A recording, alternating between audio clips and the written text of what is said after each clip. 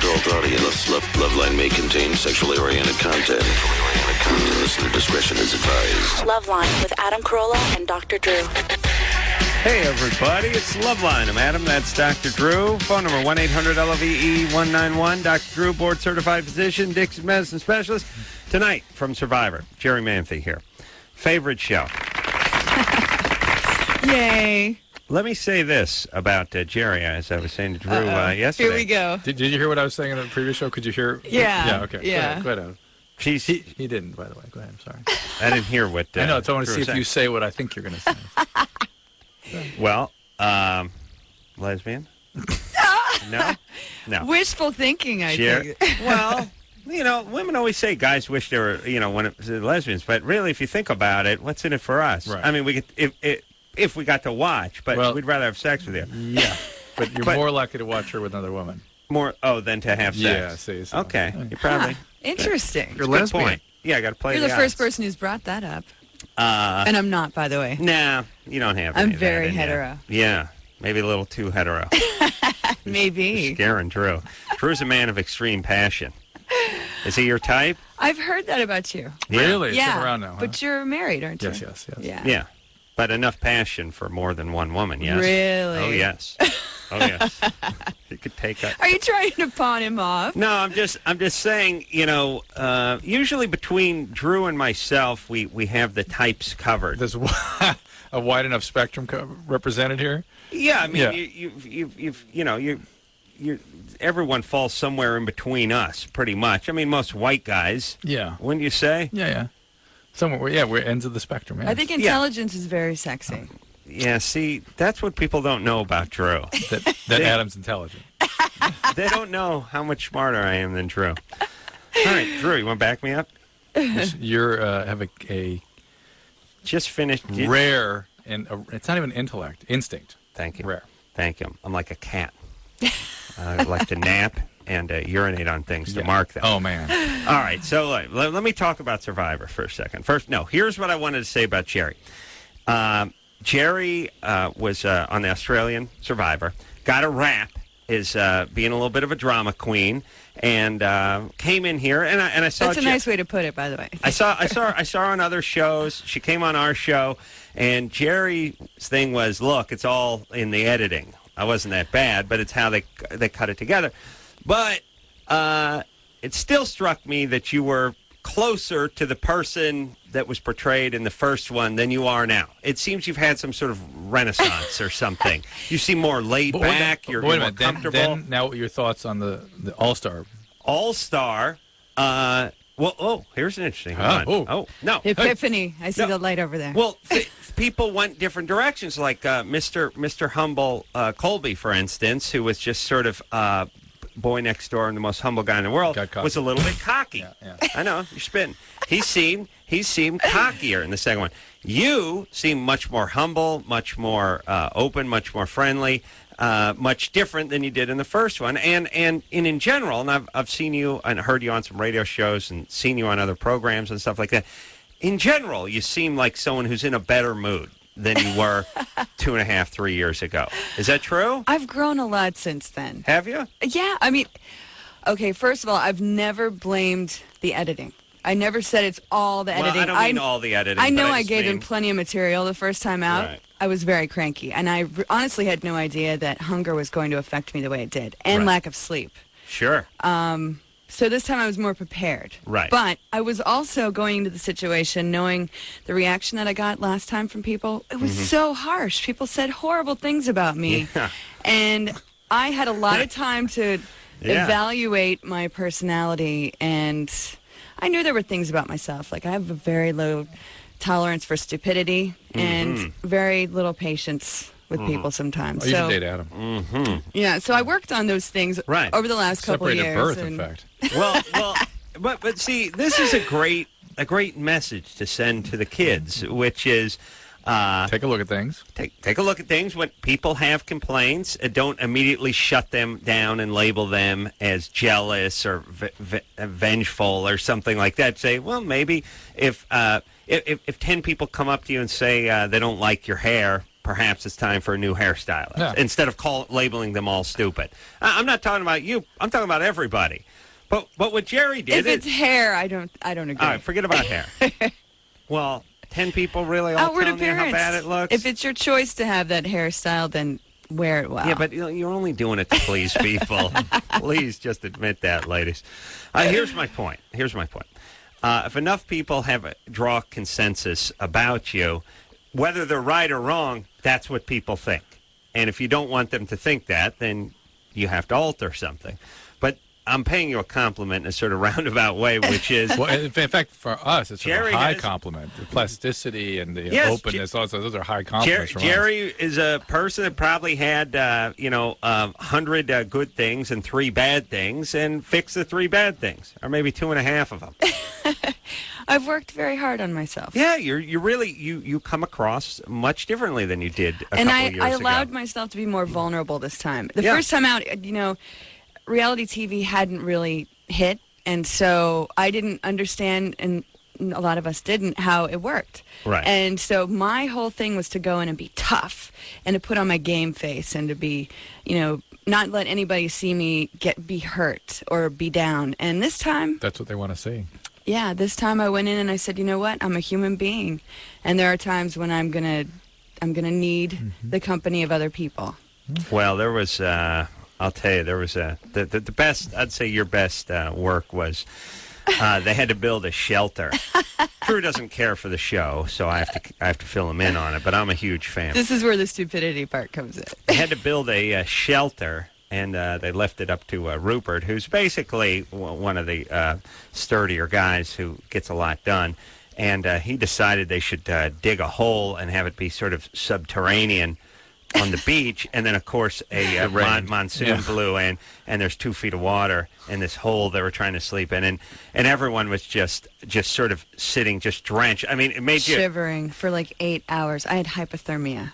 It was brutal. I mean, but it made you feel like it was sort of like Vietnam, like just like sleeping in a rice paddy kind of thing. And, I honestly had Yes. post-traumatic stress disorder for like 2 months after I got back because of that night. That was the worst night of my entire life. Wow. Yeah, could never get worse than that. No. You'd have to be on fire the entire night. No, everyone realizing that they went the wrong direction with the shelter, which was down. That monsoon rains came in. Everyone's just sitting there soaked, nothing dry, no shelter, It no was the only tarp, no time I nothing. spoke up and said something, and I was very diplomatic about it too. I was like, I'm a little concerned about our safety. And I said something else like, there's a reason why people in California don't have basements. Yeah. And he wouldn't listen to me, and I even put it up for vote with everyone else. Yeah. I said, is there anyone else who is also concerned? And there were crickets. Yeah, Nobody wanted to stand up. you knew it was gonna. I mean, it edited together beautifully. But while he was digging the hole, Jerry was saying maybe we should go up instead of down, and no one would listen to her. And was then bad. it must have rained 17 inches that night. It was the worst storm in Survivor history. I mean, lightning was crackling so close to us. Our hair was like standing up. Wow. And Maybe the ground was good for that, though. At least then we got hit. it was so bad that the camera crews fled. And they've all been fired since then. Those guys are gone. Really? Yeah, they ran. And they stranded us. I was just about to ask, like, well, these guys are standing around with these metallic items, on their shoulders, and it's driving rain, and they're holding a 45-pound camera. They got to stand there all night too. Yeah, That's got to I would have suck. ran too. So It they was just bad. went for shelter, and they canned them, huh? Yeah, because that's where there's no footage of the actual flooding or any footage of us standing around. We were literally like shivering, holding on to each other, telling stories from our childhood, just trying to focus on staying present. It was True, it was really horrible. bad. Now, was it I should have gone into therapy for that. other than the and I know everyone was cold, but freezing. But it was it just everyone was just soaked to the bones? I mean, was We it never a got cold dry. night? It was freezing. Oh, And it was a cold night. yeah, and the thing is, in Panama, it rains so often and it's so moist that all your belongings are always wet. Like mold Yeah. was growing inside my pants, like my army pants. We had to like fight off getting jungle rot, which is when your feet fall off. Like they fall apart, like the bottoms of them. Yeah. And we didn't have water or fire for 5 days. Yeah. Water. Yeah. That's got to be illegal. That's what I was saying to Drew. Yeah. Well, I was saying it too. Drew gets outraged about it. He gets on his big medical high horse when he starts talking about it, especially the part where you guys... Sue drinks out of the well there. God, what the hell was in there. They told us there were brain parasites. Then the refeeding, when they refeed you guys. The part where you get integrated back into society and they drop you off at a Shakey's. I mean... You described how you swelled up and you got electrolyte. That is horrible. Very dangerous. Yeah. It was really bad. This time, though, the food, once we got off, was bad enough where you didn't stuff yourself. It was like beans and rice every day. I was like... Well, good times, everybody. Good times. Survivor, Thursday nights on CBS. Oh, that's right. It's still on. It's still on. Do you know who won? No, I don't. No. Wait a minute. You have to know who won. No, I don't. No, nobody knows. Because they do the ending live. Mm-hmm. Right. But you know who the last two are. Yeah. You gotta know that. All right. Maybe. Hey, you know what? Here's how mature I am. I don't want to know. Oh, yeah. Good, because I'm not telling you. During the commercial, I'm going to tickle it out of you. Oh, no, don't. Yep. I'm the most ticklish person on the planet. That's what I hear. Jeff? Yeah. You're 20? Yeah. What's up? Well, I'm kind of confused about my sexuality in a sense. Because I have this, I don't know, because I've never been laid before, and... yeah, we don't believe it.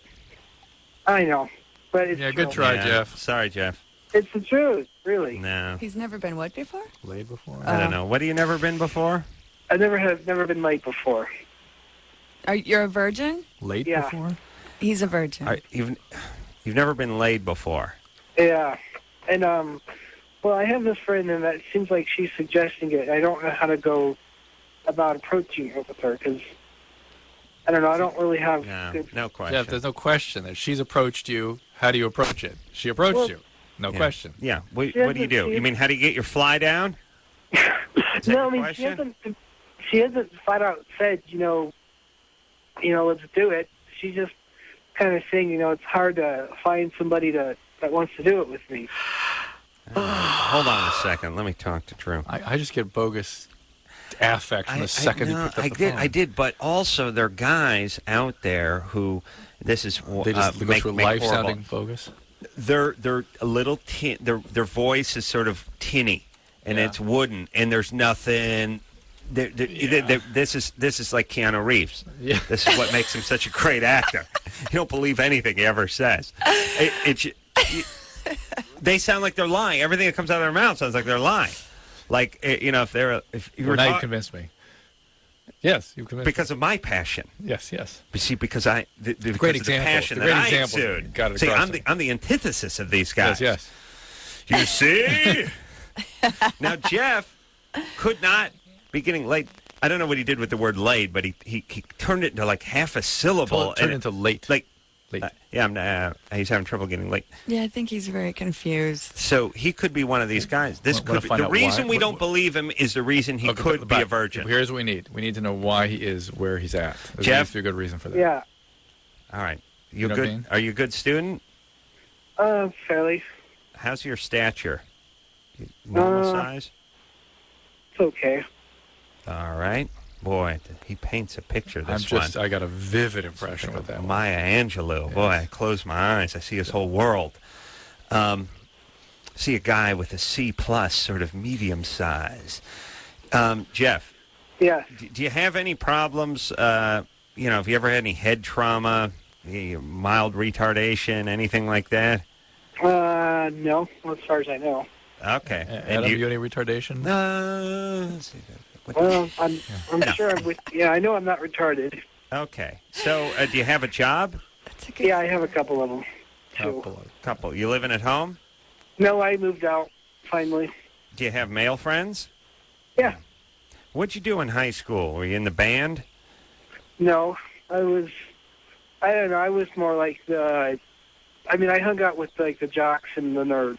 I was that kind of person in between. Trainer? No. Yeah. Hanging out with the jocks and the nerds means not hanging out with anybody. See what I'm saying? Yeah. Everyone It's and like no one. he's like saying, I was in the Black Panthers and the Klan. Yeah. Really? Or were you just nowhere? Or were you just at your mom's house? Yeah. You weren't anywhere. What's he do? I want to know the jobs. I don't What are the know. jobs? Come on, I'm getting intrigued. Now I'm in. Jeff, what do you do for a living? What are the jobs? I work at Taco Bell and I work at Dairy Queen, and I'm going to school part-time. You know how much I would weigh if I worked at Taco Bell and Dairy Queen? I'd have like a blizzard and like a chalupa constantly going. Just be like, it's like I'd be on a chalupa drip with the blizzard. I'd be taking the blizzard rectally with like a liquefied chalupa drip going. Yeah. Hey, I like the new crunchy cheesy gordita. Yeah, the gordita. Yeah. Let's go to Taco Bell. Hey, Jeff, you tell those geniuses over at Taco Bell Bring back the enchilito. And Thank you. And Whatever happened to what that? happened to the enchilito? What happened to the bell beefer? We have the enchiladas. What? Not out here. No. Oh, out here we do. And by the way, hold on a second. Gypped out here. I know we used to have something called an enchilito, which is just an enchilada. I don't know where. No, it wasn't even that. It was the ground beef. It was the sauce that made it special. It was an enchilada. She was attempting to be a beef enchilada. It came in some foil or something. Yeah, beef enchilada. It came in a really cool little bowl-like dish. Yeah. Here's the whole thing about the Mexican cuisine. You don't have to mix it up every few months. It's a bunch of cheese, bunch of beef, bunch of tortillas. That's it. Don't get fancy on us. Yeah, the enchilito. Oh, man. Good stuff. But the bell beefer. Now, that's something you could take with you. It wasn't enchilito. That was a commitment. You know, you had to spill it all over you can't drive and eat an enchilito. No, bell beef, or you could run a marathon with a bell beefer. All right, Jeff, here's the deal. The girl is bisexual. You're a virgin. You want to have a physical relationship with somebody you don't want to have an emotional relationship with. That's fine. She's looking for some kind of contact. That's fine. So go call her and take her for coffee and just see what happens. And don't expect to have a relationship from this, all right? All right there, buddy. And meanwhile, how about a nice gal at work? I mean, there's probably some women you work with over at the DQ and over at the TB. Well, tuberculosis. Yeah, that's why they don't want their initials. Smart. Well, most of the girls that I work with at Taco Bell don't really speak English. Really? Yeah. Even better. What do you mean? Yeah, they'll think you're a genius. All right, buddy. Good luck. Yeah, good times. All right. Yeah, no, that was a virgin there. That's what guys sound like. Really? Because he'll get laid and call back tomorrow and be like, hey. How you doing? What? No, man. I dropped that gig over at the DQ. I'm now representing a label. I'm a publicist. And I'm a personal trainer. Yeah, that's the voice goes down a couple of octaves. Yeah, I got a DVD that I'm looking to drop pretty soon. It's a personal trainer, Tybo type thing. It's something I invent. I can't talk about it. Jeez. Yeah, that's what happens to guys after they get laid. So and by the way, do you got to work at Dairy Queen and Taco Bell? Couldn't you just ask your manager at Taco Bell to pump you up a few more hey, give me a 45-hour week? Yeah. I mean, but save yourself a little drive time. What's Jeff doing? Come on. What do you mean, what's he doing? What else taking care of business over there. No, but I mean, he needs to be working all the time. It's good for him. You're talking to the guy who put in an application at Taco Bell and it wasn't Taco Bell material. Cut out at a Taco Bell. Oh, no. Yeah, didn't make the cut. And they have quite a rigorous screening process over there, which is if it didn't look like you filled it out with your fist clenching a crayon, they let you in. Like if your thing doesn't have a big skull and crossbone drawn in charcoal on it, they'll let you in. I didn't make it in. It's all right. I went to McDonald's. And, I worked at Burger King. You did? That was my first job. Yeah. Which one?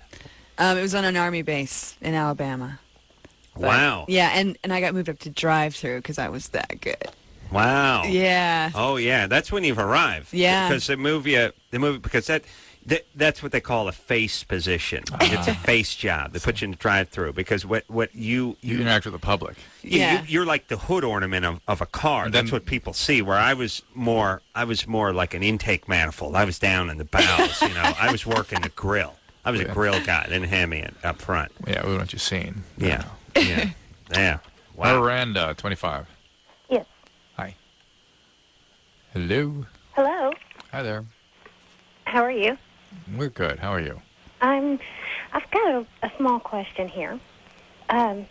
Every time I have sex, well, just about every time I have sex, I end up spotting and hurting afterwards. Hmm. Can you tell me if this is normal? The hurting part's a little bit disconcerting. The spotting can be quite normal. Okay. But the pain, where is the pain? It's a burning pain right around the vaginal opening. When was the last time you had a pap smear? Oh, I guess it was just a couple months ago. And that was normal? And it was normal. Have you ever had ovarian cyst or endometriosis or any problems like that? I did have an ovarian cyst, but it went away. It was kind of mid-cycle. And are you on a medication, though? No. Nothing? No, not right now. I would certainly suspect that there's a possibility of another ovarian cyst. They tend to recur, so that's a possibility. It could be normal. Could be a little infection. Bladder infection? No bladder. Well, I mean, you never know because you're just having this sort of nonspecific pain, but the pain and bleeding usually is uterine irritability. Ouch. So it's time for another pelvic exam, just to be sure. Okay, now, the thing that concerns me is it usually only happens, especially whenever I have a orgasm. Interesting. Well, we could get together and solve that. Because then you'd never have orgasms. It'd be perfect. That's what I'm saying. Yeah, that's what I'm saying. No, that's what I'm saying. Yeah, you'd be on Easy Street. Again, there's nothing specific about that. The fact that it follows orgasm, in fact, it sounds more normal than not because, again, there's some contractions that can push the blood through. So I wouldn't worry about this, but it should be checked out. Sometimes the blood can just be irritating. You know. There's 100 reasons for this. I don't know why. I was thinking about Survivor and, tampons and stuff. And I think we talked about how that worked before. But Jerri. I don't know who maybe it was with Jerri. I think it was me. Yeah. Could have been Ethan. Well, he brought it up. He's a man pond man. I suppose. Now, that's not a luxury item, a tampon, is it? They'll supply that for you, right? Yes, that's a necessity. But I'm just thinking, and there's no necessity. There's no other necessity. Is there any other necessities? If you wear contacts. Oh, okay. Then you get to take your solution with you. Oh, really? I was trying to think of other examples. Now, like for instance, and if someone's on medication. Okay, I didn't. Take people on meds. Yeah, sometimes. I mean, Rudy's 75. I'm sure he was. I didn't see taking something. I didn't see any luxury items this time around. They took them away. They didn't let us have anything this time. Well, not even a change of clothes. Yeah. They gave us a machete and said, "Here you go." I'm telling you, it just keeps getting worse. It was by far the worst experience of my life. I'll tell you, like I was predicting, at this rate, like Survivor 2025, they would take a rusty piece of rebar. Shove it in between your ribs and pierce a lung and drop you in the volcano. No, in the Atlantic during a storm at night. Yeah, and that's it. Enjoy. Floated for like 10 seconds. Yeah. It's just it's getting to the point where they're going to start hobbling people before they drop them out on the island because they already got nothing. Well, hopefully they'll up the prize money a little bit at that point. Yeah. Is by the way, I can't remember. Because if it's for $5, I'll do it. Is second place $250, or is it $5? What the hell was second place? The winner's $1 million, and then second was like, what was second place? $250? I don't know. They upped everything this time. Oh, they did. Yeah. Oh, so because it was the All Stars, but the $1 million stayed at $1 million. The $1 million stayed $1 million. What was second place when you were in Australia? I think it was $250,000. And then was there a third, or was the third like a car or something? Or no, there was no third. Yeah, it was all money all the way down. But the sooner you got voted off, the less money you got. So you have an incentive to want to stay out there as long as possible. If I were Survivor, I'd be angry at Millionaire. Yeah. Some fat history teacher from Wisconsin sits on minutes. his ass, chews the fat's got to call Lifeline, his buddies, another faculty over at Harvard, gives him the answer. Then the audience votes on the thing. And then there's just a 50-50 one. Well, let's get rid of 2 wrong answers. Really? Just sitting on your fat keister and you're getting yourself $1 million? Say $1 million? More. That's 10 millionaire. Yeah, these guys are eating grubs out in the wilderness and hypothermia. Yeah. Oh, okay. So wait a minute now. We got to go to break. But when does the money start? I mean, if you're the first person thrown off, do you get anything? Yeah. Oh, okay. Because I thought the money started Not like much. 10 and up or 8 and up. All right, well, let's figure this out. Jerri Manthey here from Survivor. I forgot about this whole part. They just, they focus on the $1 million. I want to know like what number 5 gets and what's the difference. It's not a lot. Well, it's hold not. on. Don't ruin it for everybody. Man, not a lot for you, but it'd be a lot for someone. I was going to say me, but I'm literally a millionaire. But someone like Engineer Chris. Oh man. Oh man. All right, let's. You're better off in here. I almost said me, Drew. Math class. Math class was today, huh? Oh, math class. He had to get up early. 12:45. Oh. No, he had to be there at 12:45. All right, we'll take a break. We'll be right back.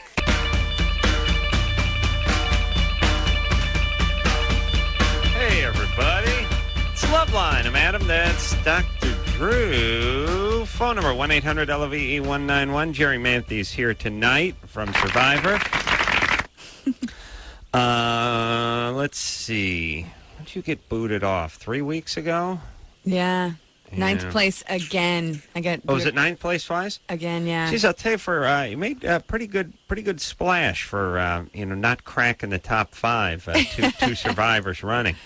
I mean, it's amazing. And it'd be an interesting study, the names you remember and the ones you don't, oftentimes not having to do with what place they even came in. Obviously, if you're getting voted off the first week, the second week, you're going to fade out. Mm-hmm. But there are people who never made it past the halfway point or made it right about the halfway point who turned out to be some of the bigger names and personalities from the show. So we were talking about money. We're talking about money last time. And $1 million to the winner, but everybody will get. So if you get vote, where do they start? 18? How many people? This time is 18. Normally it's 16. Normally it's 16. Yeah. If you get voted off, the first court, what the hell they call it? The Tribal council. Tribal council. First tribal council, you get voted off. What do you get? Well, in the regular season, the person got $2,500. Mm-hmm. Was that their total pay for the whole thing? Yeah. Wow. But for the All-Stars, they upped everything. Now, what was I don't All-Star? even know if I could tell you. Why not? I don't know if I'm supposed to talk about the money part of it. Well, they didn't tell you not to say anything, did they? I don't know. It could be in that big fat contract I signed. Well, you can't say anything about who won or anything like that. But we know the winner gets $1 million. Yeah. Well, it wouldn't hurt to have people know what 10th place gets. Yeah, I don't know. You don't know? No. What did 9th place get? It's a better question. You know what? I'm not going to answer that. Well, tell you what. How much do you make, Adam? Tell us. Well, what do you want to know?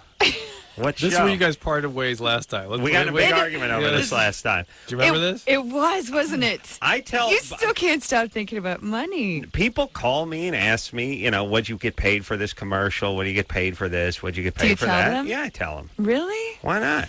I don't know. I'm like one of those people that gets very uncomfortable when someone starts talking money to me. I know. A lot of people are that way, and people seem to just respect it, but I think it's ridiculous. So who cares? You don't. Well, we know what the guy made. The winner gets $1 million. And second place gets 500. You don't have to give us all the plays. I don't know. This time it's totally different for the All-Stars. I know that they had to give us some more. Tell us what 10th place makes. That'll be somewhere in the middle. I honestly don't know. Well, give us a ballpark of 10th place. Come on. The last place is not 2,500. Yeah, that's what we've learned in the last 20 minutes. And first place is $1 million. I already knew that. Just give us the middle. Give us the middle price. I'm not. How much not? I don't understand that. What, $80,000? I mean, is it a percentage drop each time? There's some sort of Chris, system they have set up. Get on the internet and see if you can find this stupid question. I just did that for the last 5 minutes. And 2,500, like she said, for the first one voted off, and 100,000 for this is Africa for the second to last person. Yeah, that was. And they won't divulge anything else. Yeah. $100,000 for the second to last. Right. You mean the second place? Second place, yes. Yeah. Oh, Yeah. second place is $100,000 normally. It goes from $1 million down to $100,000. Then Right. Africa. Yeah. So probably Yeah, goes that's right. $250 now. Because Colby gave away $900,000. It probably goes 250, 200 once. All right. It's Well. not that once every 550. All right. We were going to play a song, by the way, from Jerri's Man. Come on, Adam. Hey, it's not my thing. All right, well, we can talk about it on the side. Maybe How about we'll that? talk. Maybe we'll see what kind of Oh, mood I'm you're in. so mean. It's just not what I do. You gotta respect it. You gotta respect that. You're not going to play my band Well, song maybe now? we might. You gotta respect it. You gotta respect my feelings on this. Thank you. David? Yeah. Germany or Florida? Oh, it's Germany or Florida. This is a game. I'm surprised it didn't even. It probably made it to the survivors. I'm sure in Panama they've got this all over. This game is sweeping the country. What is it? It's called Germany or Florida. Don't pretend like you haven't heard of it. I know I haven't. This is what an actress. Here's the thing: all bizarre stories, all acts of evil, bizarre evil, crime, the macabre, the occult. They come from either Germany or Florida. We hear the story, and then we guess. Is it Germany or Florida? David? Yeah. All right, go ahead. Okay. An artist has applied a license to open a brothel for sexually frustrated dogs and says it will be the first of its kind anywhere. The artist, who's 54, said he planned to charge dog owners a reasonable amount of money per half an hour of happiness. If dogs can't get what they want, they get cranky. Just like people, he told reporters. This establishment would offer patrons a variety of carefully vetted participants of both sexes, rooms for private encounters, and even a bar where customers could sniff out preferred partners. Oh, my God. All right. Private encounters, like a dog. Dog, by the way, who rolls in his own S in front of a group of nuns needs his own place to get I got to his work go with done. Germany. I'm with you on that. It's put through the language here, the customers, the vetted customers. And He also said an appropriate amount of money, which may have been his twist on it. By the way, the whole game has been destroyed by us just listening to the dialogue and trying to figure out clues from the story rather than hearing what the essence of the story was. The essence still goes Germany. We try to do both. Yeah, I feel Germany on this. We're all going Germany? Yeah, I'm going Germany. David, Germany. Yeah, it was Germany. There we go. Yay. You guys always get it. You guys always get it. We got burned yesterday. Now, was there a price that this was going to cost the pet owners, and did you modify that or change that? It said $27. For a half hour? He wasn't going to give us that might have made us err on the side of Florida. Yeah. $27. I know, but wouldn't that be part of his... To try to pull us off the track? She said $27? Yeah. He's being fair to us, though. Oh, all right. It could be the euro dollar. God bless you, David. Ooh, good point. Are they doing the euro? I don't think... Are the Germans going with the euro? Yeah. Oh, they are? Unfortunately, yeah. I grew up in Germany. Oh, that's right. Yeah. You're That's why Army brat. Anytime there's a brothel involved, it's Germany. Oh, really? They have lots of them? It's legal, yeah. Oh, is Prostitution's legal. In Germany? Really? Mm-hmm. I didn't, you don't hear about houses. it. Proof houses? Yeah, that's the slang term. You don't hear about Germany in the brothels. No, that much. you've had Dutch and Amsterdam and that stuff. Yeah. And they test the women frequently, so it's safe. Yeah, it's I guess weird. France has it sort of legal, too. Yeah, Paris. Europeans are very open-minded about that. Well, about nipples and things like that. Yeah, we had to bleep out the word nipple. By Yes, the way. I know. Yeah. Are you serious? No. I'm like, okay, it's just getting a little ridiculous. I know the whole thing about the brothels. Like Germany, is it spiraling out of control because of the brothels? You know what I mean? And there's Are no any of these drinking countries- age. No, there isn't. And you know what? I got to tell you, growing up over there were fewer issues with people drunk in public places. Well, they were always the Americans. Germany makes a couple of good points, which is no speed limit on the Autobahn, less highway fatalities than we have. Mm-hmm. So the essence, like we sort of think, well, look, speed equals death, and age of consent equals alcoholism, and brothels equal more prostitution and stuff. As it turns out, it's probably just a better idea to sort of educate it and control it a little bit. Because what kid out here doesn't have his first beer by 15 anyway? Right. By the way, the 21 just means you got to get one of your brother's older buddies to go buy yourself a sixer of Mickey's. And then you've got that whole thing about you feel like you're doing something bad, and then you go into that cycle of behavior. Well, it is alluring if you think about it. Kids don't like the taste of beer. I mean, beer tastes horrible. Now it's my medicine. As a matter of fact, Chris, give me a cold one, would you, buddy? We're almost at the halfway point of the show. The thing is beer tastes really bad up until the age of, even up until your early 20s is when and at a certain point you turn the corner and you need it. But, wine doesn't taste, red wine, a bottle of stout, ale doesn't taste good to a 14-year-old. You slug it down and make a face. I don't think you would do that. If it's legal, would you would you hold your nose and shoot it down? And the kids that do it, like the German kids that start drinking at an early age, if they get sick once, like I met this German kid, he was like, "Oh, I got sick when I was like 12, and I haven't had anything to drink since." All right. He was 13. Yeah. They were drinking. Well, actually, he does vodka rectally now. But will not pass his lips. Will not drink it. Absolutely not. We can't judge. All right. We're not going to judge. It's all good. All right. We got to take ourselves a little break. We're going to break on time this time. What do you want to talk to? Navy wife guy? Two. Oh, no, 3. I beg your pardon. 3? How about you read it, Drew? Why do I got to do everything? Folks were in a cult. Brother fingered her at age 5. Ooh. Now, problems. Yeah. All right, hold on. Let me just talk to her. Amy? Oh, yes. Was it a religious cult? Yes, it was called the Children of God, known as the Family also. Sure. By David Byrd. He, was the main guy that started everything. My parents Did he do something weird to you? Yeah, my brother did. And I think that is the reason why I can't climax when I do intercourse with my boyfriend. I've been with him for 2 years. All right. Hold on now, baby doll. We got to take a break. Yes? Okay. Okay. We'll come right just back. hang Hold on. We'll take a break. We'll be right back, all right? All right. I'm going to talk to you. Yeah, I've been doing a little cult research.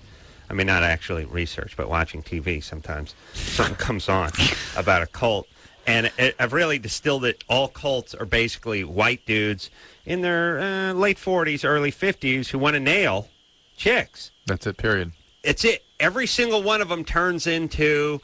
they get a bunch. It's sort of a Charles Manson thing. You get sort of disenfranchised, screwed up. It's Rasputin too. Abuse victims, and you get them in, and they come in, and then at a certain point, once they believe you're sort of God or you're the mouthpiece of God, it starts coming into, I'm going to need you to drop off your 13-year-old daughter, and I'm going to nail her, and then I'm going to nail your sister, and then it's always sexual, and this is why it's always guys who run cults. By the way. There's no fat 50-year-old chick lesbo who runs a cult. It's just a bunch. It's the same dude, and it always turns into an orgy. Mm-hmm. No one ever really talks about it, but that's all it is. And it's about nailing tons and tons of young chicks and nailing everyone's daughters. Abuse survivors. Yeah, it's just abusing abuse survivors. Mm-hmm. That's really what it is. Yeah. And whenever they do these shows on like 20 stuff, it's always he said this, he did, and they sort of brush past the sexual part of it, but. That's really the engine that drives the cult, right? Absolutely. Yeah. 100%. Got to start a cult. Gonna start one. No. Got to get some land. Get some land. Build on it. A big barn, too. Build a barn on it. Yeah. It's never named a guy going out. Yeah. Change your name to Hezekiah. Hezekiah. That's Hezekiah. Good. All right, we're going to take ourselves a break. I do appreciate you trying to break on time, though. I'm breaking early. Yeah. I'm breaking early. We got to break early. That's Engineer Anderson needs us to break early. Yeah. Only time he cares about the show. We'll take a quick break, and we'll be right back. Hey,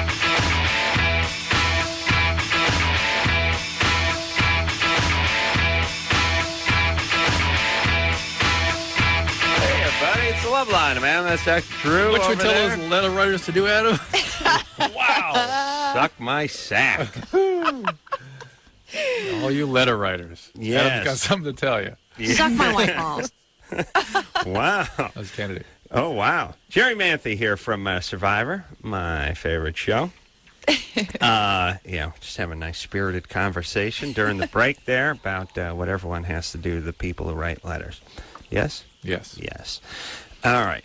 Drew, our policy's always been just to kiss our ass when everyone writes us a letter, right? That tends to be our policy. And everyone goes away, right? Yeah. Yeah. All right. Very good. I wish more people would adopt that policy. Yes? Mm. All right. Amy? Oh, yes. All right. So, 17. Mm-hmm. You did you grow up in a cult? Oh, yeah. My parents were in it for 22 years, and we just moved to America 7 years ago. Oh, where were they? Oh, we traveled, everywhere. We spent the last 5 years in France. With this cult? Yes. Well, yeah, traveled everywhere, and also my mom was French, so. Oh, wow. How did they get out of this thing? After a while, my dad was the one that was in it at first, and then, he pressured my mom into it. It was a lot different back in the day, I guess, but it slowly changed, and they were just brainwashed, and And then my mom just said if they don't leave, that she would just take all the kids anyways, because if they get raided, they get the kids taken away anyways. So she said that she was going to report it if he didn't get out. So he realized, and then once a couple years after that, they like kind of realized a lot of things that were bad to it once they got some sanity, but they're still really messed up. Horrible. And then there was sexual abuse going on in the house. Yes, by my brother and several of my sisters. I have a really big family. How many kids? I have 5 sisters and 2 brothers. Jeez. Wow. Yeah, and then I have another brother I never met before because of this call. My parents were like, they believed that you couldn't be. It was selfish to share each other and not share each other. So it was against God's rules to be selfish. So all the adults just kind of got it on. Yeah, with each other. And my brother has a different dad too because of that. Yeah. Oh my God! I told you it's like just call it an orgy and stay where you are. Everyone should. It's a harem. Yeah, but man, there's dudes getting in there too. It sounds like on this cult, was the cult leader having sex with people? Oh, there was lots of different leaders. Like the main guy was David Bergen. He was just the one that sent us like all the flyers and what we should do and stuff, like all the books and stuff to all the different cults and movies. It's like, by the way, how about just going down to the Oriental massage and getting a quick release? You know? Yeah, why get all those other people involved? It's like a nightmare. It's like what a pain in the ass it would be to start. Drew, you know what a horrible cult leader I would be? I'd come out, I'd be tired, I'd be like, oh, you guys still here? Listen, I'm going to watch some TiVo. You guys do what you got to do. Look, if you're here when I'm done, so be it. Now, Amy, your original question was, is this have anything to do with why you don't have orgasm during intercourse now? And it's 90% of women do not have orgasm with intercourse. 80, 90, and then 100%. it drops up to it goes up to 100%. A significant when percentage. they get into their 20s, right? And then higher than 100%. I found, and if they get into their 30s. Yeah, and Amy, over half of women will never have an orgasm with intercourse. Isn't that sad? Well, yes or no? I mean, the fact Tragic. is not necessarily. How about the fact that that's how women are wired, and men are taught that that's how it works. They need to attend to some other thing. That's right. I think men are slowly becoming more educated. Well, you know what? It's like women don't talk about it. That's what's really sad. I think things are changing. They are. Slowly, thank God, because sex should be just as enjoyable for a woman. But women were feeling flawed. They couldn't have orgasmic intercourse when they're not wired to do that. Yeah. Jerri, I see is a woman of passion. Yes. Extreme passion. I don't do anything half-ass. No. Yeah. You go 100%. Yeah. Yeah. Yep. And Drew. 100%. He should have a deodorant named after him. 110%. He's 110, 120%. Yeah. He never stops working. And the more pressure the situation, the better he is. That's when he's activated. His penis gets activated by pressure. All right. Hey, Amy. Yes. Are you getting some counseling for all the horrible years you've spent at the hands of the cult leader? Oh, yes. We've been through lots of family therapists. Like, it doesn't work. Well, it will. It will. How about it's just slow. for you, Amy, just some stuff? Yeah. I don't even live with my parents anymore. It's not, like, I don't have a close relationship with them, and I don't really want to. No, that's good. Yeah. Yeah. Do you have any close friends? Like, Oh, other girls? I have my boyfriend. I've been with him for the last 2 years, and that's who I live with now. So how old is he? He's 18. Yeah, I live with him and his parents. And all right, but don't get pregnant. I know. I'm feeling overwhelmed by these stories tonight for some reason. Yeah, is it just me? Is it this one? No, I've been busy at the hospital all day. That's what it is. All right, buddy. Hey, Amy. Yes. I was just wondering if there's like anything I could do to help it, or. Are you crying? It sounds like you're crying every time you cry. No. I mean, like, is there anything like I can do to change the way? Look, here's what you got to do. Don't put the screws to yourself, pardon the pun. Oral sex. Too much pressure on yourself. Yeah, oral sex. Get a Kama Sutra book and make your boyfriend read it. Yeah. You can get the pop-up version. I got that. Oh, that's good. Yeah, the oral sex. Right, Jerri? Very important. Oh, really? Yeah. Okay. Jerri's a woman of passion, Drew. I know. You're formulating a sort of a byline. Yeah. Well, we got this theory. Drew has a theory that the people of supreme passion, the true purveyors of passion, like Drew over here. Oral sex, it's okay, but it's sort of the salad before the big the main course tri-tip shows up. Yeah, you want to get to the meat. You know what I mean? Because Drew's that passionate.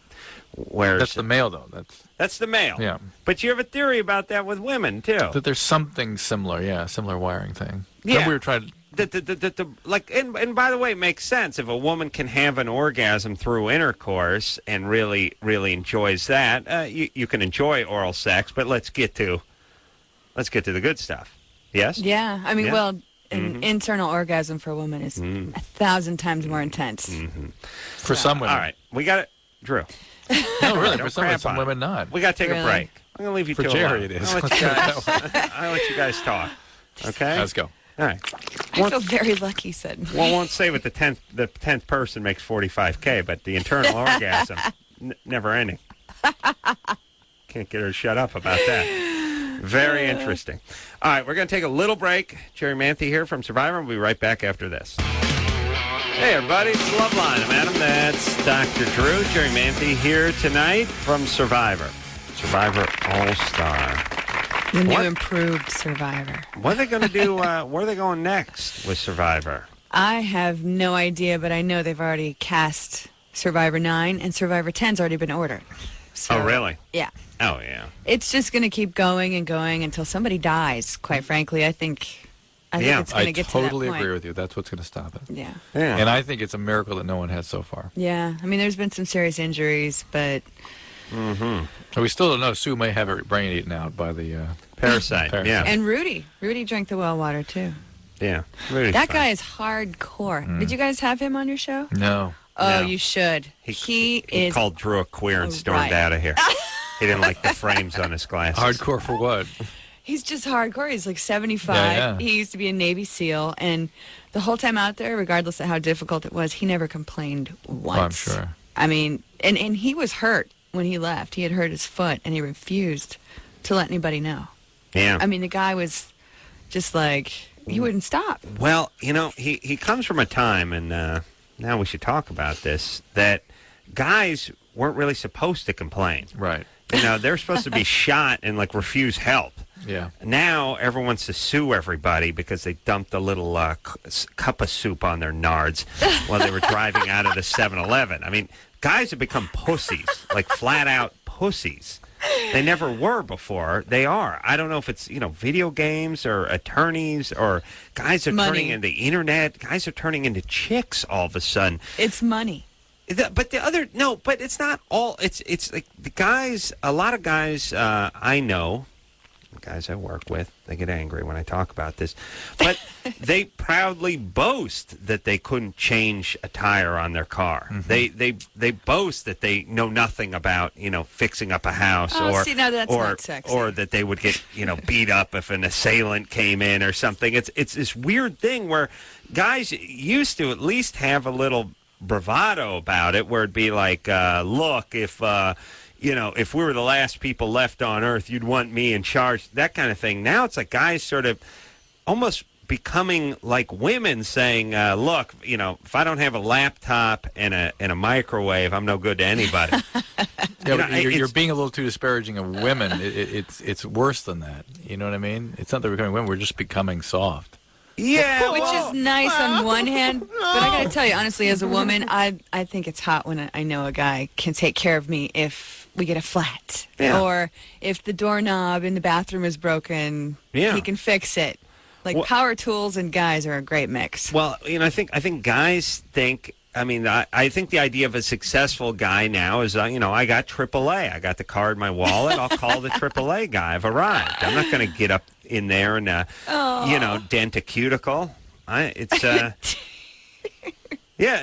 somehow this is, it's just almost a little bit of a royalty thing, too. Look, I don't want to get down on my knees in the dirt and, bust my knuckles trying to free up a seized lug nut. I wonder if there's a little bit of... unwillingness to grow up kind of piece of this. Well, maybe it's maybe I got that element. Maybe that element's worked in too. I'm just saying, and women too. By the way, and don't defend them. Now leave them alone. Women used to, I think, take a little more pride in the I can whip up a meal fit for a king from just a scratch. It's in the refrigerator, and do a little mending on the trousers too. Women, I do that. Yeah, well, you're a Renaissance woman. A passion. Women now look at that as being some sort of subservient or something, and guys look at it as low rent. If you know, so it's really, you're right. That's probably where it's all coming from. That we're supposed to be the same, and if we're all the same in our just nothingness. Yeah, but here would be a better idea. How about we all learn? How about guy learns to fix a car and sew? Instead, we've just decided all just be blank slates, that's right. and all just we'll just pay someone else to do it. We'll just sit on the computer and we'll get a couple illegals in, and they can do the cooking and change the tires. That's what it's turned into. All right. Sad times. Very sad. Sad times. Very good. Very poignant from a passionate woman. Kat? Hi. You're 26? Yes. What's up? Okay, I have two different incidents that happened to me with gynecologists. Ooh. One was when I was about 20 years old. I remember being very uncomfortable because the gynecologist, it was a woman, and, it was my second time going to a gynecologist, and it was just for a regular pap smear, and she stuck her finger up my butt. Right, doctors are trained to do that. That's part of the pelvic exam. Yeah, but I've never had any. Well, then your doctors were actually doing incomplete exams without that. How about a little heads up though before you get the digit up the rectum? They might, but there's there are multiple little lube, and for me like a glass of Chardonnay or maybe even a hug. There are multiple anatomic structures that you can only feel that way. It's not comfortable for sure. It's not comfortable, it is but know that the guys get it every year too. Does it go in the butt? They're supposed to anyway, and they get other. But you can't. There's a septum between the vagina and the rectum where tumors can occur. You can't feel it behind the ovaries quite the same way as through the rectum, unfortunately, and that's part of the exam. I was thinking, you think there's ever been a gynecologist who puts his patients out and then starts working on their teeth? Just a twist on the naughty dentist. Somewhere there's got to be some guy with who some sort of tooth obsession who's a gynecologist. No? Would be an interesting twist. All right, hey, Kat? Yeah. All right, so what was your other question? Let's chalk that one off the list. And by the way, you couldn't have sussed that one out? I mean, talked to some of your friends or gone on the internet and figured it out? Well, I just kind of forgot about it, What was your other question? What was the other thing? My other question was I went to the hospital for a really bad stomach pain, which afterwards I found out it was stress, but the doctor there, I told her, I might have something wrong with how do you say it? Urethra? Urinary tract? Yeah, or something. So, which one was it? Urinary tract. I can't say it. Well, just agree then. All right, so what happened? Okay, so usually they put K or KY jelly, right? KY, yeah. To put that metal thing in you, and open you up and stuff. Yeah. The speculum, yeah. Yeah, what's that thing you're holding to your face and talking into right now? What would you call that? The cell phone. Phone? All right. I'm trying to figure out where the threshold is. Yeah, where's the threshold for trouble? You got phone there. Yeah, okay. Why are you acting stupid like that? So they didn't use lubricant for the speculum exam. She massaged my clitoris. Mm-hmm. Really? Yeah, she massaged me. She told me that she's all, well, you're dry, so I'm going to massage you. Wow. Yeah, that's not normal. Wow. No way. Yeah. No way did that happen. Yeah, no, I did. Now, usually they just spit. I mean, that's how you spit. Well, lick it and stick it. Because she stuck, 2 fingers in my, and okay, Kat, here's the deal. You were sexually abused growing up, weren't you? Listen, what happened to you growing up? You were sexually abused? Oh my God, no. Huh? No. Nothing like that happened growing up. Okay, maybe. Okay, but listen, you're experiencing, Kat, every pelvic exam as a sexual abuse. Yeah, as a reliving, a revivification of the abuse. And the fact is, the people are just doing their job. They're just they're not interested in you sexually. They're just doing what they have to do to keep you safe medically. You know what I bet? I bet she was beaten with a thesaurus. Speculum. But something has turned her off to verbiage. But listen, Kat, there's no way. There is no way that's what happened. Right, I understand that's what you experienced. That's what you believe happened. Who abused you? No, I was not sexually intercourse. What was done to you? Just things put in you, probably. Yeah, fingers, nothing grabbing. Put in me. Nothing. What happened? In me. I just remember my stepfather playing with my nipples when I was 7. Yeah. But that's good and weird. All right, but what about this theory? More just inappropriate. Everyone around her it does something inappropriate. Yeah, she's interpreting everything as an intrusion. Yes. Everything is somebody trying to exploit her. How about some therapy for stepdad? Oh, I do. Okay. I do. Okay, right, then good. talk to your therapist about what happened, both with your stepdad and with these caretakers. Certainly, it should be reported if your therapist thinks it's appropriate. Yes. Okay, so now here's, and I was just hearing about, Drew and I talking about this Kobe trial every once in a while, and this, every time we speak to someone like this is what reminds me of it, which is, if your cat, anybody who comes in contact with you, it is perceived as abuse. Or attack or rape or something. Right. And yet, victims like Kat tend to attract the victimizers, too. So it's hard to tell. It's hard to tell which was which. Right. Whether it's her experience of something that was innocent, or did she really attract a perpetrator? Yeah, after a while, it just, you get stuff like the finger in the ass, and it turns out. And by the way, they're not interested in pursuing the truth, which is, hey, my gyno just put ring finger in the took eye. Hey, Susie from down the street, you've been to the gyno. Is this on the menu, or is this special order? No, in the meantime, she spent 7 years feeling victimized. Right, instead of just, she could get on the internet and get the answer to her question in a matter of seconds, or talk to a couple other women who've undergone the same procedure and find out it was fine.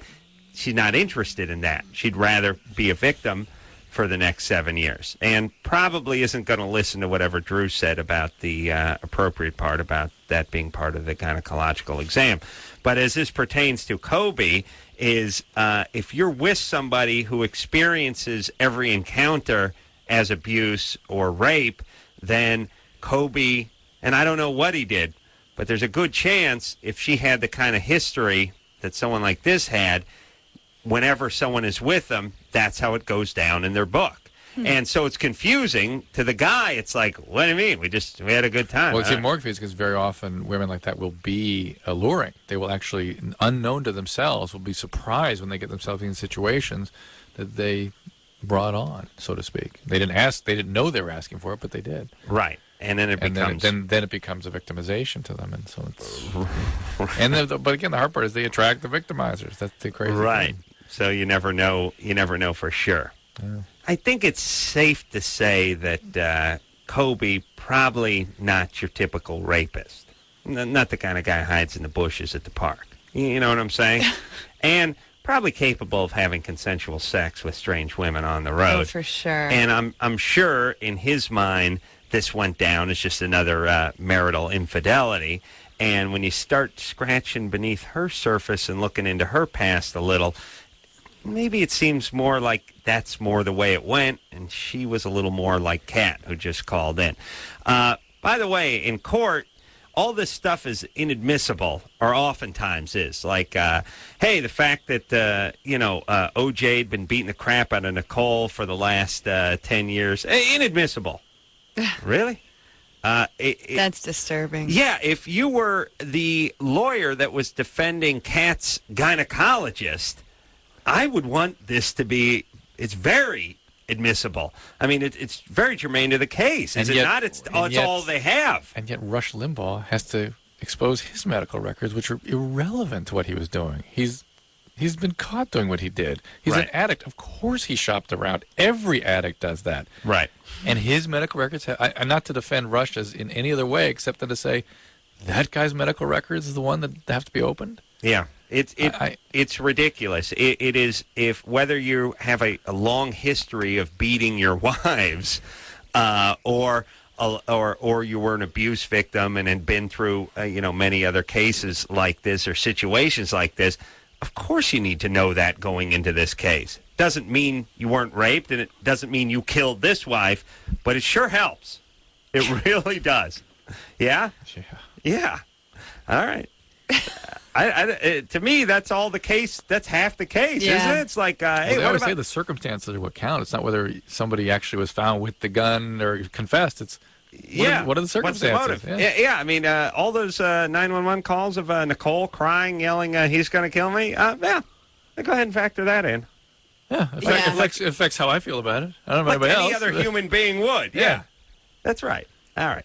By the way, that case still. By the way, but on the good side too. Like, well, don't worry, we're going to catch the killer. Don't worry. Oh yeah, no, we're on him. Yeah, he's on it. Yeah. He's in a sand bunker somewhere around Pebble Beach. they're getting him looking for him. Yeah. The point, and but also you should be able to use your ex-wife who you never beat. Right. You know, she should say, "Oh no, this guy never raised a hand. I got drunk and punched him in the stomach once. He didn't raise a hand to me." Mm-hmm. Use that, right? Because that's all you need to know. That's all you need to know. Mm-hmm. All right. Let's hop back to the phones. We'll speak to Dustin, who's 19. Dustin? Hey, what's going on, guys? What's happening? I was just kind of wondering, got a question for Dr. Drew, I guess. If there's any permanent effects of opiate use? Well, one of the reasons opiates are so popular as a pain medication is they don't hurt anything. They leave the body essentially unaffected by their analgesic or pain-relieving properties. The problem with opiates are that for genetically prone individuals, they trigger the most severe and life-threatening forms of addiction. So if you're using opiates, what?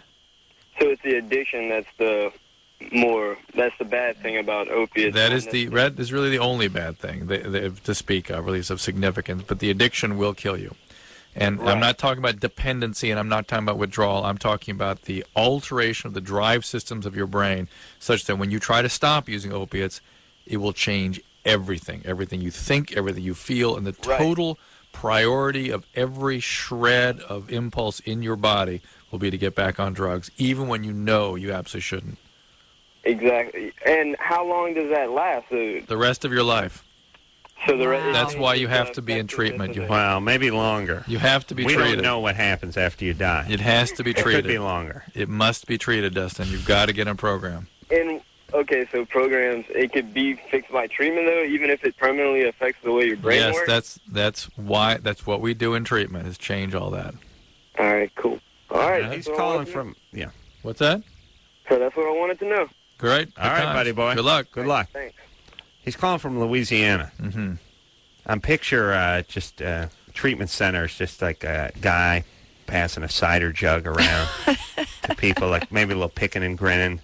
Looking out across a sea of those big, what are those things called, those big rodents? Yeah. Oh, Nutria. Nutria running around the backyard there. Yeah. Shots going on. Nutria? Yeah.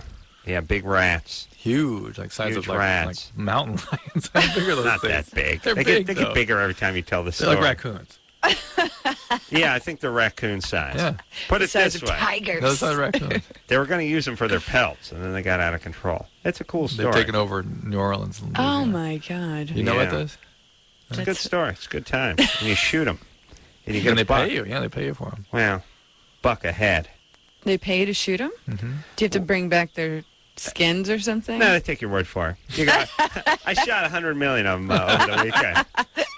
No, check's good. I'll take it. Yeah, no, you got to show them something. Good grief. Yeah, the guy's just driving around shooting at them. It's good times, though. I mean, they're really like. Here's the thing: everyone wants to shoot. You know, it's a fun idea to blow something's head off. The problem is you don't want to. You know, a bear is so majestic, and then the elk and the moose. You know, it's no good. And then the odds are against them too. Rabbits are kind of cuddly and stuff, and then raccoons don't seem like a good thing to shoot because they use their hands like we do, and they got this little kids, they got those kids and stuff that hang with them. So you got to see. Here's the whole thing. It's like I would like to shoot stuff, but I can't find anything good to shoot. But like Nutria, I could shoot. because they're disgusting. Yeah, it's like a. Well, first off, it's okay to shoot ugly stuff. There's one thing I've learned. It's okay to be mean to fat people, and it's okay to shoot ugly stuff. Well, I think we've all learned that as a society, because really, the difference between rabbits and nutrias, one is ugly. Really? And one's cuddly, and it's perfectly fine to shoot the ugly one. And the ugly one deserves to die. I mean, you got to be punished. How are you going to learn your lesson about being ugly? You know what I'm saying? By killing it. Yeah, well, if you do think about it, philosophically, if you think about the way we treat, like, insects, like, ladybug versus a cockroach, and, insects are all basically insects. They don't do any good, and they don't do any harm, and some are worse than others, but cockroach never killed anybody. They're just ugly. Horrible. And they carry disease. Those centipedes you have in your house, too, they disgust me. They always say cockroaches. I have moths. They always say cockroaches carry disease, but probably about as much as any other animal that's crawling around your house. Than your hands. Ew, yeah, your hands carry. Yeah. A cockroach? Yeah. That's my point. Okay, my point, I get your disgusting part. My point is cockroaches need to die and butterflies need to be admired. I don't think either one of them's any inherently better than the other. It's just one is very ugly and needs to die. And nutria need to die, and bunny rabbits need to live. Or at least you make a really nice coat out of a rabbit. Yeah. Yeah, or at least use it it to line some gloves or something. But now taking that mindset, now let's focus on humans. Wow. Now it's a little scary, isn't it? Yes, the human brain is scary. Thank you. Especially yours, Ed. But you guys could all live because you're beautiful. I would let you stay. Oh, that's so sweet. I give myself a pass, too, because it was my idea. Chris, we need to talk. No. No, we need to talk. That is wrong. All right. We're going to take a break. Let's go. You want as a matter of fact, Chris, show Drew how to run the board real fast. I know. I used to run the board. Remember? Oh, you okay? Yeah, that's all right. Great. Okay. Yeah. Let's go to the Jock Lounge. I want to talk. Okay? All right. Jerri Manthey here tonight from Survivor. We'll take a quick break. We'll hear something from Jerry's band. All right. After this as well. All after this. Hey, everybody. It's Loveline. I'm Adam. That's Dr. Drew. Phone number 1-800-LOVE-191. Jerri Manthey here tonight from Survivor. You also remember her from The Surreal Life, which is a show I enjoyed immensely. Aw. Yeah. It was a fun one, wasn't it? It was. The first season. Second, I didn't get as... it was scary, that second season. It seemed to have lost its allure somehow. But I really did enjoy the first season with Jerry. The second season was a bunch of freaks. Yeah. It was scary. I think they tried to up the ante a little bit, and it lost its charm. Yes, Drew? Yes, Adam. There's going to be a third one. Well, yeah. Let's take one call and then hear a Jerri Manthey song. Oh, yeah. I caught a little buzz this afternoon. I got to be honest with you. Yeah. Yeah. You're good this way. It's good. We do that again? I'd rather you, since I know you're drinking a bottle of wine every night, you might as well dose up before you get here if it helps your attitude. Let me tell you. You seem very mellow. Yeah, he does. He's good tonight. Attended 2 weddings today. What? 2 weddings. My goodness. Weekday weddings? Weekday. What is that? People are still getting married. No, because I'm filming this ABC special, and as part of it, there's weddings, and so I had to sort of preside over. I had to make the toast at 2 of these weddings. By the way, did you have to write them? What do you mean write? I don't write anything. You had to toast people you didn't know. Yeah, 2 of them. Put it this way: they didn't hand you a written toast. No. But the point is nice. Drinking a little white wine, a little champagne, and times 2 weddings this afternoon. Wow. A little afternoon buzz. I'll tell you, not bad. Now, I'm not talking about, drinking grain alcohol or something. Yeah, that is good, Adam. Good times. But as long as you don't lay down for a nap. A little white wine. Oh, he got his nap in. I could use a little white wine. You got your nap in, too, didn't you? I'm starting to like the white, During the day, when the light's up. Oh, no, I didn't get home until almost 8 o'clock. But during the day, when the sun was up, you were drinking the white wine. Yeah. This is my point. This could be my new schedule. Couple glasses of white wine, around 11, depending on when I get up. 11:30, 12, a brunch-ish glass of white wine. Just take the edge off. Mimosas are good. And, I had a couple sangrias and stuff. I don't need to dilute things. Just a little champagne or a little white wine during the day, and then off to the red wine in the later evening. Red wine will put you to sleep. That's right. That's right. And the white wine, just feeling good. Coasting. It's a bit zestier. Coasting right through the day. Coasting. Anna? Yes. And I'm a better man for it. Yes, Drew? You are. I think that you've been working every day, and yesterday I thought that was going to be it. You were going to make it another. It would be a horrible booze, right? But then today it's good. Boozed yeah, up. Good. Now I know why these husbands and wives of their alcoholic spouses, they keep them loaded. Sure. They're better. Until things get out of control. And they put out. Yeah, of course. Anna? Yes. Bang the bejesus out of a cameraman. Didn't even know who he was. You're 22. What's going on? Did he start with a behind? He broke my behind, yes. I have a bunch of questions, and it kind of all relates to Go ahead. I'm sorry. Go ahead. I was molested in grade school. I was in second grade, and it was a friend of my older brother, and he was in 8th grade. Yes. So did you say second grade you were in? I was in second grade, yes. He was in 8th. Yes, yes. All right. And after that, my whole attitude about everything changed, and I ended up gaining a lot of weight. I became very introverted. I used to be very talkative, extroverted, and then it just all switched. And I kind of went through phases of that. And then, well, obviously I gained a lot of weight in high school. And when I graduated from high school, things sucked. And I was in counseling all through high school, and I hated all my counselors. Did you tell them about Did you tell any of them about your abuse? I did. Okay. A little bit. I never really talked about it. All right. Well, and then I started dating after high school, and a couple of my boyfriends, I believe in not having sex until I'm married. And I understand it's a big thing for guys not having sex. And some of them respected that, and my first boyfriend was very respectful. And when he broke up with me, he was like, well, you're the first girlfriend I've never had sex with, and whatever. All right. And I was like, okay. All right. What's the question? Well, how do I go about a relationship without having sex with a guy? I mean, I know I don't want to have sex, but how do you get a guy to understand that? I mean, not obsessed with anal sex. Hold on. Anna. Yes. Are you religious, or is this just a conviction? It's both. Okay. Well, I am very religious, yes. But this is a reaction to the trauma. Yeah. And this is a way of keeping people at arm's length so you can't be intimate. The problem is going to be when she does start having sex, a whole other series of horrible feelings are going to occur, and it's going to affect her ability to have a stable relationship in a marriage. Yeah. So it's about time you start dealing with this stuff now. It's really not about the sex. It's about the intimacy. And unless you do something about that, waiting till marriage is not going to avoid the kinds of problems that are ahead. No. That's going to be a tough honeymoon, now, too. In terms of finding guys that will cooperate with this, you've got to find guys who value this same thing the way you do, or not guys who are reacting to trauma like you are. And that's going to be probably, when you say religious guys? Mostly? Yeah. Or guys who are gay, and you'll be just a beard for them. Well, I mean, being realistic. Wait, say that again. What did you say about gay guys? Well, gay guys who are looking for a beard can would do love this to be in too. a relationship with Yeah. a woman without sex. Yeah. So, Anna, you got to get some therapy.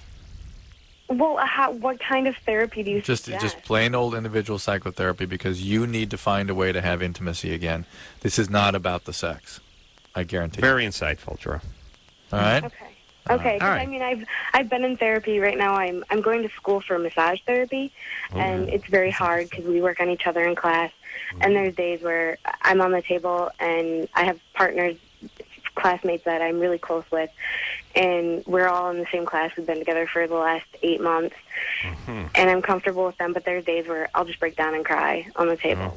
Well, that's all kind of positive, really. Well, you got to go therapy too. Yeah, I hear that happens a lot in massage therapy. Well, you got a lot of nut jobs attracted to the business too. So, and by the way, this is what I can't stand about life. The person that breaks down and they start crying, and then it's kind of weird. That weird work. Yeah, thing? but not that. Then they have to go. You see, it's releasing the energy flow. It's like, no, she's reliving her sexual abuse from childhood. It feels like violated. I just had a great idea, which is signing up for a massage therapy course and then coming in like 3 days into it with 2 casts on both hands. Just taking massage. And just say I was thrown off a horse.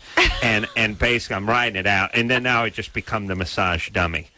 And I just lie there sipping my white wine, getting massaged all for day. but like 9 hours a day. Drooling just on getting yourself. Work. Yeah. and other people like, okay, pig pile, 9 of you, get on me, all of you. Yeah, and they all, all take apart. For the final, they Why all not pick just apart. call that an orgy, Adam? Well, but how dare you? How dare you?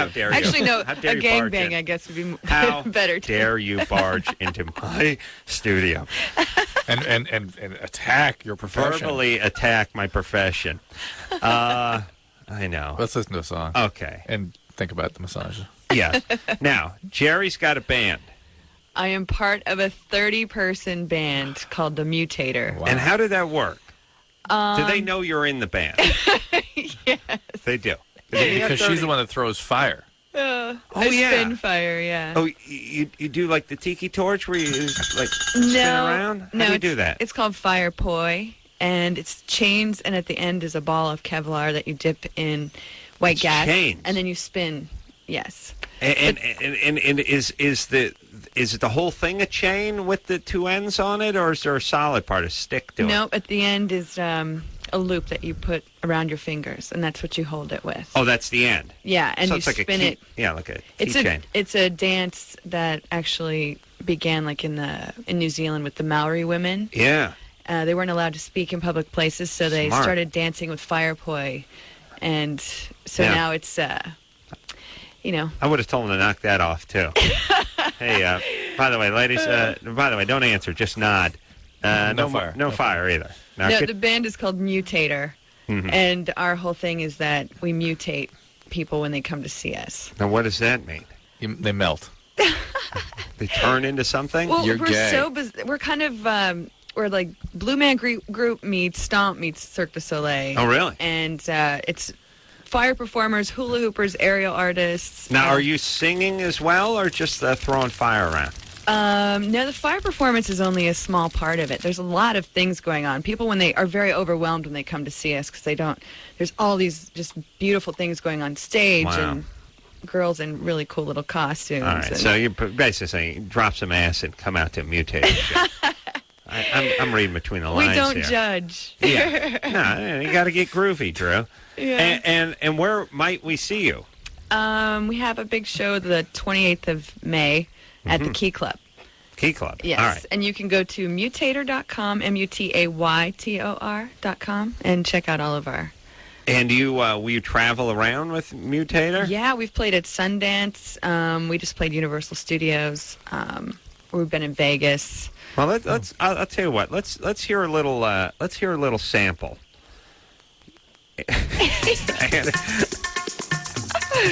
Now, what would you be doing now? Would there be? I'm actually in this song drumming. Oh, are you? Yeah, I play the djembe drums. Is that the 2 or the 1? It's the 1. It's a hand drum. Is that the one we hear? Yeah. Yeah, there's like over 50 drums in this band. Oh my God. Yeah. Did she say drunks? Yeah. White wine drunks. Yeah. And all right, so in this song you're playing the drums. Djembe drums, yeah. Djembe drums. Mm-hmm. And then now who was singing? Those are tracks that are brought in. There's 2 guys that have laptops, and they've layered all these different tracks of sounds and vocals. So it's just sort of like a cosmic jam session for the senses. Oh, it's amazing. Wow. Yeah, and the crowd literally at the beginning of the night is just standing there. They don't know what to think, and by the end they're jumping up and down and screaming. And it's like Burning Man or something. That's where the band originated. Oh, really? How weird is that? In 1999, yeah. And you've not mentioned Burning Man in 5 years. Yeah, probably brought it up once in the Have you ever 9 been? years I've been here. No. This will be my 6th year. Oh, going to Burning Man? Yeah, I go every year. Wow. What do? You get naked and run around? If you want. You can do whatever you want. What's the funkiest, freakiest... And by the way, explain what Burning Man is, because we got a lot of people like in Ohio who don't know what that is. Everyone will explain it differently. Right. Except for the Burning Man. Yeah. You can explain that so they understand what that is. Well, it's basically a temporary city built in the middle of nowhere. There's like 30,000 people. Middle of the desert. Arizona or something, right? Nevada. Right. The most barren desert I've ever seen. There's like no rocks, no trees, like nothing. Salt flats almost. We build a city, and literally there's like a daily newspaper. There's like 40 radio stations that people broadcast from their tents. How long were they there for, the city? It's for a week. But there are people that are, like right now, planning this year's event already. And it takes place in the summer or something? The end of August, yeah. It's got to be brutally hot. It's very hot. I mean, and that's part dust of it. storms, the environmental aspect of it is very challenging. Well, you want people to walk around their underpants, Drew. You can't do it in December. Yeah, that makes sense. You'd be smart. Actually, you dehydrate faster when you're naked in the desert. And there's a huge wooden man. Yes, in the middle of the city, there's like a 5-story wooden man that at the end of the event, we burned down, and everybody's cheering. And people show up in tents and trailers, Winnebagos, that kind of stuff. Yeah. And then at night, just bonfires and parties, and people sort of float from tribe to tribe, or how's it work? It's set up literally with streets that are laid out with water trucks, and they mark, there's road signs, so you have an address and everything. It's very well organized, but it's the most freeing experience you'll ever have. And you set up a tent. If you want, you can bring a tent. Some people bring RVs. I prefer a tent. Let me tell you my problem. I'll tell you my problem with this. It happens to me every time I go camping. There's always some a-hole who's a couple of campsites over. It's that dude who wants a beer and to hang. And because there's this sort of communal vibe, it's sort of like, hey, dude. And so they'll come over and they'll be like, hey, what's happening? I'm just a couple of whatever. And it always starts off cool, like, hey, all right, what are you guys doing? Where are you guys from? Far out. And then the guy pulls up a log. Yeah. And 4.5 hours and 6 cases of your beer later, it's like getting to the point where you got to tell him, hey, get the F out of, I didn't come to hang with your sorry ass out in the woods. No, but look, if the guy came around who was the coolest guy you ever met, but that doesn't happen. That guy doesn't show up. It's sort of moocher, burnout, is sort of, but a little angry, a little sense of entitlement. Also, may kill you with a spoon. Like, there's a little element of, is this guy fugitive or something? Like, wait, I don't want to rub this guy the wrong way. It seems like we're getting along pretty good. I don't want to freak him out and tell him to get the hell out of here. But I imagine an entire city filled with these guys who want to just come and hang. You will find the most intelligent, interesting people out there. No weird moocher guy wants to eat your peyote and drink your rye. We're very big on being self-sufficient and being prepared, because it takes so much energy to get out there and so much preparation that it kind of keeps the yahoos out. But there's always that element. Yeah. A little bit of it, you know. But there are people that show up and build, like, huge bars. And it's fully stocked. And you get there and you don't spend any money. It's all about gifting. How this guy just funds all this stuff himself? I mean, the guy who owns the bar? Yeah, whoever. And there's he's a cult leader, Adam. How many years has this been going on? I think it's been going on about 16 years, something like that. And so this will be your 7th year? Yeah. Far out. 6th year, yeah. Wow. Yeah. Freak out. It's great. All right. But this band, the Mutators started out there. And perfect. We're like a big family. And all right, now we got to take a break. But that sounded good. I like that. I mean, good. And it's nice. I like it behind me when I'm talking. In fact, it's better to walk behind you with that. Yeah, spin a little fire. I'll get you a CD. Please. We will take ourselves a quick break. We'll be right back.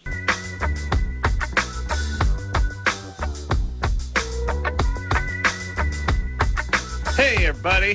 Loveline. I'm Adam. That's Dr. Drew. Jerri Manthey here tonight. Hello. Burning woman, Jerri Manthey. Survivor and Surreal Life and Playboy and, what hasn't she done? The Mutator. And the Mutator. And Extreme Dodgeball. Extreme Dodgeball, which is coming up. Yeah. When is that going to air? It starts June 15th at 10 p.m. on GSN. Oh, what's GSN? It used to be called the Game Show Network, but now they don't like to be called that anymore. Oh, I see. Let's go with GSN. It's the WWF of dodgeball. Yeah. It's absolute insanity. I like that. Yeah. Yeah, I mean, and it's funny. Dodgeball's one of those things they force you to stop playing at about the 4th or 5th grade. I don't think they let people play anymore in school. Oh, yeah. Oh, no. I think it's been ruled out. No, because oh, really? Well, Drew, what'd you just do to the mic? Pulled it towards me. Oh, okay. That you'd actually worked it like a speed bag. Drew punches the mic every night.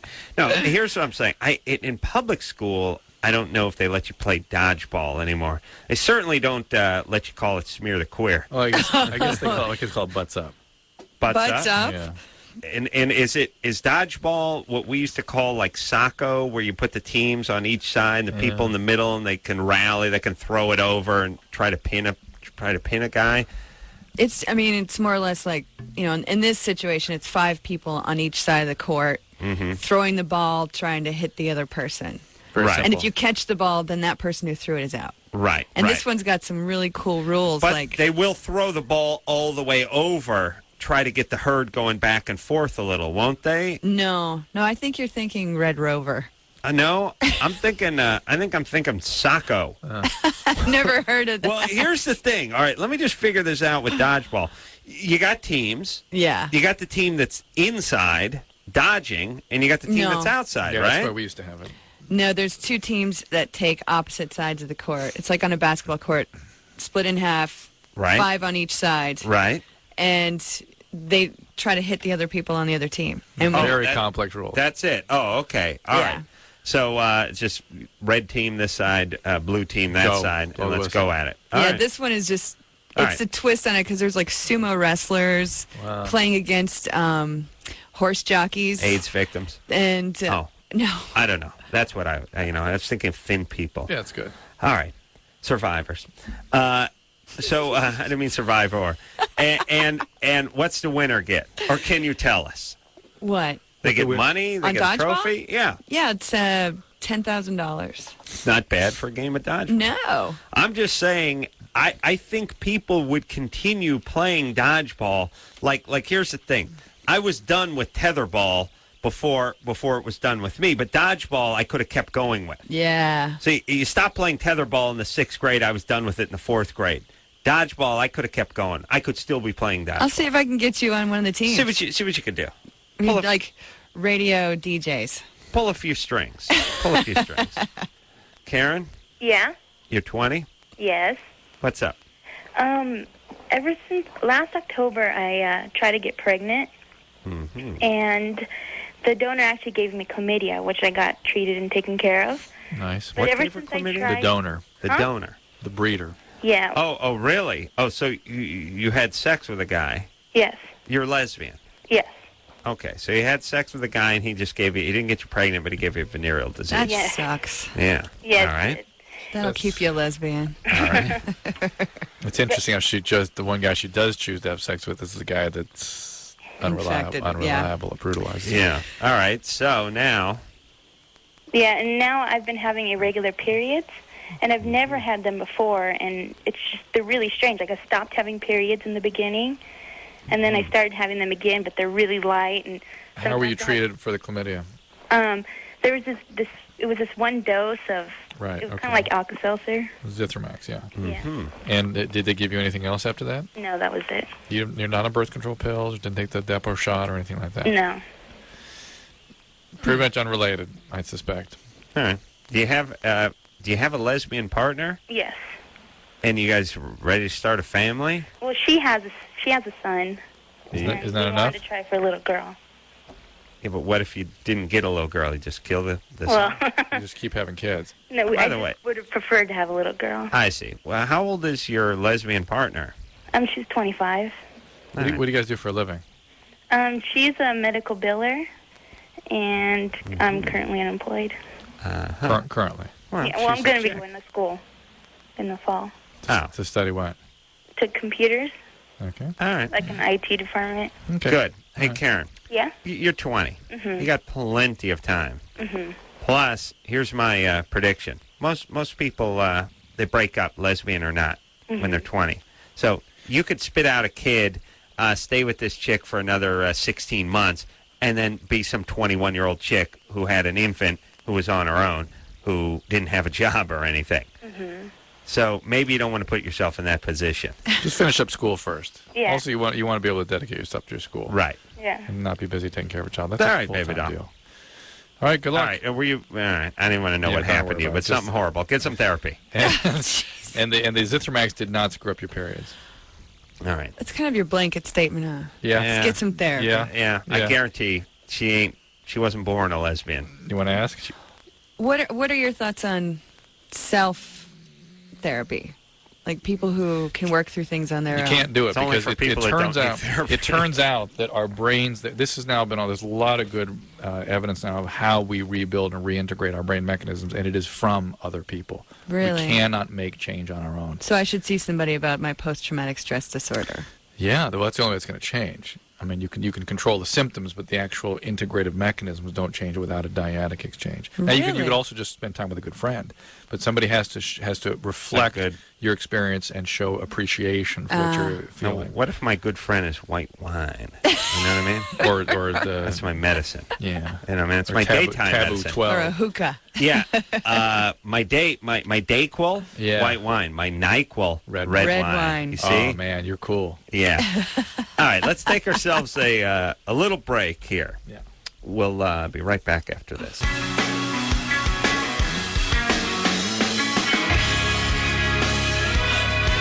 Well, that's the show, everybody. Aww. I know. Where's the time go? It goes by so fast. It really does. That'd be a good song for the Transformers. No, the Transmuters. Mutilators. The mutators. The mutilators. All right. Everybody, Jerri Manthey, put your hands together. Thank you. God bless you, baby doll. We will take ourselves a nice little 22-hour break. We'll be back with Bam Majera from MTV's Viva La Bam. You know what I mean? Drew, I'm just thinking about my day tomorrow. I'm thinking about my day tomorrow. Oh, no. Quiet. Yeah, don't do that. You won't be able to sleep tonight. Oh, he will. All right. So, until next time, it's Adam Carolla for Dr. Drew saying mahalo. What happened to you growing up? You were sexually abused? Oh, my God. No. Huh? No. Nothing like that happened growing up? Okay, maybe. This has been Loveline. The opinions expressed on this show are not necessarily those of the staff, management, sponsors, or this station. The producer for Loveline is Ann Ingold. Loveline is a presentation of Westwood One Entertainment.